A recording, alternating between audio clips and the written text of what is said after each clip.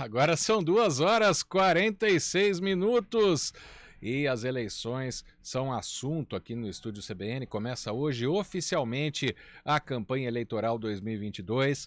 A partir de agora, os candidatos a presidente, governador, senador, deputado federal, deputado estadual podem divulgar os números nas redes sociais, fazer campanha pelas ruas, e esse vai ser o assunto aqui com o jornalista Edinho Baff, que é especialista em marketing político. A gente repete o recado, né? Porque hoje todo mundo pode fazer sua própria campanha, não precisa mais colocar um adesivo no carro, né? Por exemplo, quem tem uma rede social pode fazer campanha para o seu candidato. Agora, quando você mandar aqui na CBN Campinas, aí não, aí vai ficar a sua manifestação individual. A gente não vai trazer aqui no ar, primeiro para manter a isonomia, né, a isenção, e também obedecendo à lei eleitoral. E sobre essa campanha 2022, o Edinho Baff está presente com a gente aqui para conversar no Estúdio CBN. Olá, Edinho, boa tarde, tá me ouvindo bem? Boa tarde, Marco. É um prazer imenso estar nessa tarde de um dia tão importante, né, para a democracia brasileira, para bater esse papo com você, um jornalista que eu tanto admiro, um craque aí da comunicação, e com o ouvinte da CBN Campinas e de toda a região. Admiração mútua, viu, Edinho? Não é só porque a gente é amigo, não. Sou teu fã também, viu? Bom, Edinho, ontem, depois da meia-noite, né, quando chegou, ontem, porque a gente ainda não tinha, quem ainda não tinha dormido até a meia-noite. A partir da meia-noite começaram a pipocar nas redes sociais os números dos candidatos, né? Nas páginas em Instagram, em Facebook, né, no Twitter. Os políticos começaram a divulgar os números deles para essas eleições. A gente já sabe da influência que as redes sociais, especialmente o WhatsApp, tiveram na última eleição presidencial lá em 2018. Essa é a eleição das mídias digitais, Edinho? Olha, Marco, é uma excelente pergunta, né? Eu costumo falar sempre para os candidatos que eu trabalho, que o sucesso de quem sai vitorioso nas urnas é a combinação de vários fatores, tá? Então, é fundamental numa estratégia de comunicação que tem como objetivo alavancar uma candidatura a deputado estadual, deputado federal, senador, governador e presidente da República, é fundamental você ter um repertório amplo de comunicação para poder dialogar com os mais diferentes segmentos da sociedade, tá? Agora, sem dúvida nenhuma, as redes sociais são o principal palco do debate eleitoral. Certamente, como você bem colocou, as plataformas digitais serão, sim, mais uma vez, o principal palco, como aconteceu já na última eleição, e com ainda mais força, onde o candidato conseguirá apresentar suas ideias, se aproximar mais do eleitor, mas é fundamental entender que não basta apenas você ter uma boa estratégia de marketing digital, marketing político digital. Os tradicionais meios de comunicação de uma campanha eleitoral, como a gente conhece há muito tempo, que são os materiais impressos, né, o santinho, a colinha, o tradicional corpo a corpo do candidato, encontrando os eleitores em regiões de grande movimento de pessoas, também são fundamentais. Todos esses movimentos são muito importantes. Candidato não ganha eleição apenas na rede social, tá? E também não ganha eleição apenas na rua. É preciso combinar uma série de ações estratégicas e importantes para se aproximar cada vez mais do eleitor. Exatamente. A gente vai falar daqui a pouco da mídia tradicional, mas eu só queria tirar uma dúvida com você, porque a gente tem a informação seguinte: qualquer propaganda paga na internet é proibida. Aí, no caso, é para quem tem uma página pessoal. Por exemplo, eu colocar lá, eu voto Edinho Baff. Isso estaria permitido. Agora, colocar um cartaz, se o Edinho Baff fosse candidato num site, seria proibido? É mais ou menos por aí? Isso, a legislação eleitoral ela é muito clara, né? Ela permite o impulsionamento, né? O anúncio pago, a propaganda eleitoral paga nas redes sociais, no Instagram, no Facebook, no YouTube, para o candidato. porque esses recursos que serão investidos na divulgação nas redes sociais deverão ser 100% declarados e cumprindo uma série de requisitos estabelecidos pela Justiça Eleitoral, tá? Então, mas isso é uma prerrogativa exclusiva dos candidatos.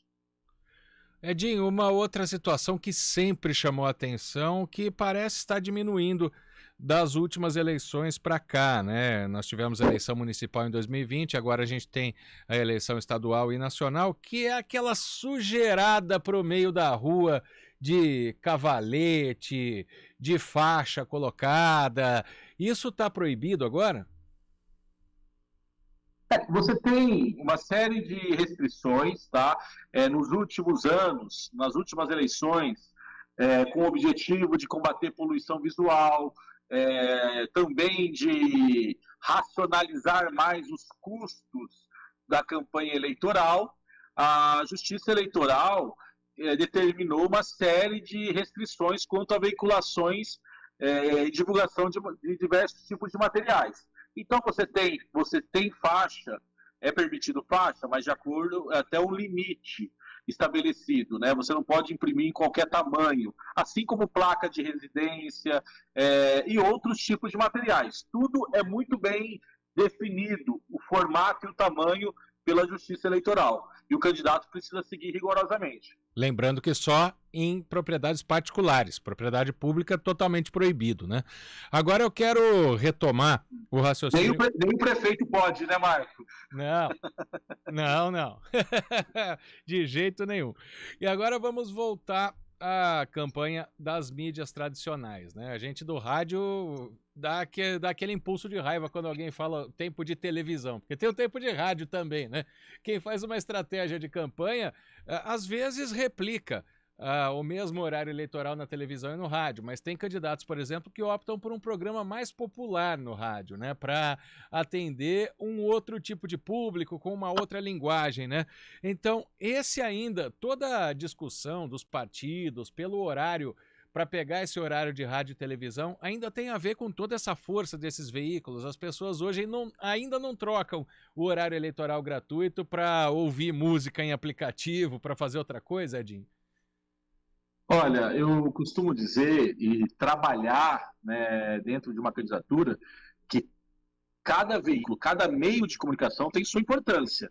Os profissionais envolvidos numa estratégia de comunicação, na construção de uma estratégia eleitoral, precisa sim ter a sensibilidade para reconhecer as particularidades de cada meio de comunicação, né, e a sua importância, a sua abrangência, o seu alcance. Então, o rádio tem uma importância enorme, a TV também tem, assim como as redes sociais. Então, por isso que eu digo, ninguém ganha uma eleição sozinho, né? E também ignorando e subestimando outras fontes de informação. Você precisa construir uma estratégia que concilie e integre todos os meios de comunicação possíveis para que você possa dialogar de uma maneira mais direta com o eleitor. Então, quando você vai preparar um programa de rádio, você tem que levar em consideração que o rádio não tem um recurso. Aliás, né, não tinha, porque hoje, agora mesmo, nós estamos ao vivo pela CBN por uma ligação de vídeo. Né? Mas o recurso visual é muito importante. E o rádio se modernizou e, com isso, ele ampliou o alcance dele, né, trazendo também o elemento visual, assim como a TV. E também, o mais importante é que todos esses conteúdos divulgados no período eleitoral, no rádio, na TV, uma boa estratégia de comunicação de um candidato leva esses produtos, né, esses conteúdos para as redes sociais. Então, aquele eleitor que não teve a oportunidade de assistir, ouvir um programa pelo rádio ou assistir pela televisão, pode depois encontrar esse conteúdo nas redes sociais. Sim.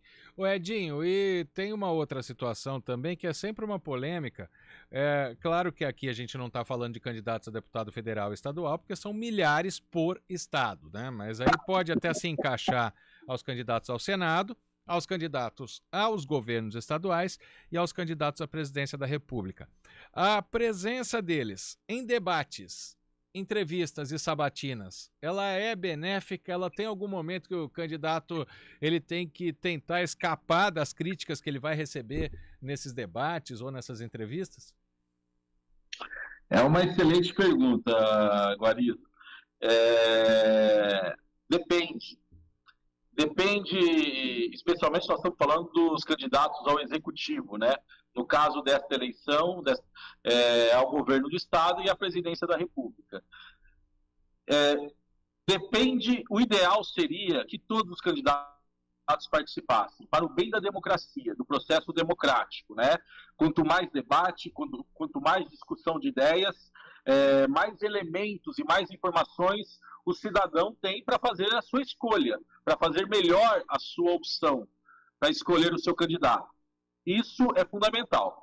Mas levando em consideração que o candidato pode também exercer o direito de não ir ao debate, o que determina a ida ou não de um candidato ao debate eleitoral? Especialmente a sua colocação na pesquisa, né? Se ele tem uma ampla vantagem, se ele tem uma liderança consolidada, a sua estratégia eleitoral pode entender que o debate represente um risco e que não vale a pena ir, porque ele pode sofrer ataques, ele pode ter desgastes. Então, nós temos que respeitar também a decisão do candidato, né, da sua equipe de comunicação que influencia diretamente na estratégia. Assim como aquele candidato que está atrás e que precisa diminuir a vantagem do líder, né, ele quer ir para o debate porque ele quer usar o debate naturalmente como uma forma de diminuir a distância do seu concorrente.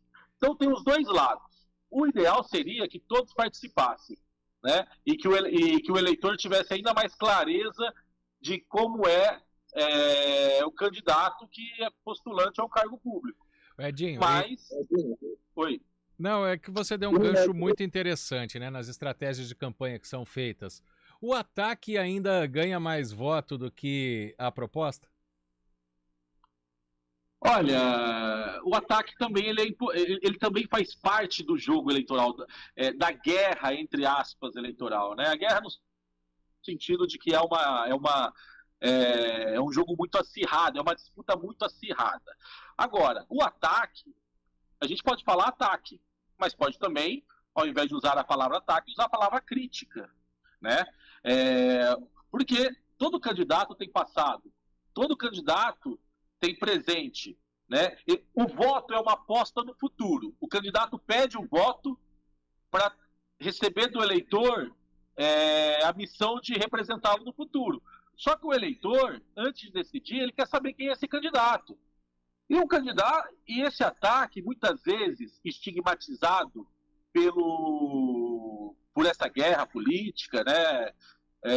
Pelas questões ideológicas, o ataque é necessário, porque muitas vezes um candidato se apresenta de uma forma que não é coerente com a sua trajetória. E aí o seu adversário vem e contextualiza a sua história. E isso é interpretado como ataque. Então, assim, ataque ou defesa, o importante é ter conteúdo, né?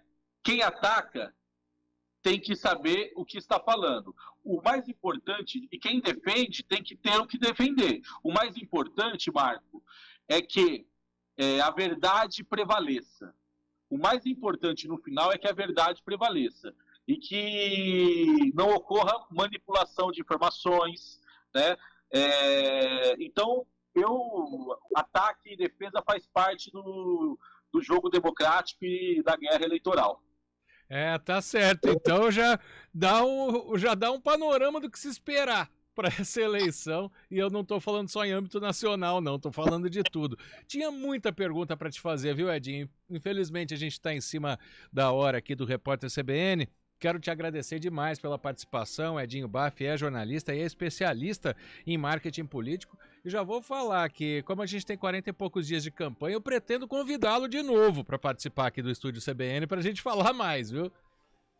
E olha, eu agradeço, é sempre um prazer imenso falar com você, falar com o ouvinte da CBN, a CBN que pratica e exerce diariamente um jornalismo de muita credibilidade, um extraordinário canal de comunicação da região de Campinas, né, especialmente, mas também de todo o país. Então, é só convidar que eu estarei aqui pronto para bater esse papo e conversarmos muito sobre as eleições, porque está apenas começando, né, Marco? É isso aí. Edinho Baff, obrigado por nos atender. Grande abraço para você.